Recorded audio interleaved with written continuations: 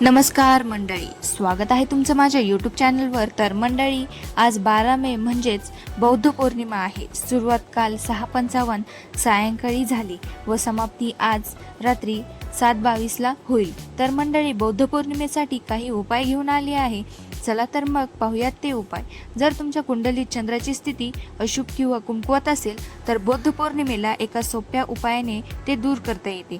चंद्राला बळकटी देण्यासाठी भगवान शिवची पूजा करणे सर्वात फलदायी आहे। म्हणून बौद्ध पौर्णिमेला शक्य तितके शिव मंत्राचा जप करा। तुमची इच्छा असेल तर तुम्ही पौर्णिमेच्या दिवशीही उपवास करू शकता व तसेच बौद्ध पौर्णिमेला सकाळी स्नान केल्यानंतर पांढऱ्या वस्तूंचे दान करा। विशेषतः खीर दान करणे खूप चांगले मानले जाते। शिव मंदिरात दान केल्याने तुम्हालाही फायदा होईल। यामुळे घरात सुख आणि समृद्धी वाढेल व पौर्णिमेला संपण्यापूर्वी आपल्या राहत्या परिसरात पिवळी मोहरी व दहीभात शिंपडावा व दुसऱ्या दिवशी सकाळी ते सगळे झाडवून घेऊन बाहेर काढायचे। हा उपाय तुम्ही शनिवारीही करू शकता। हे उपाय केल्याने तुम्हाला अवश्य फळ दिसून येईल।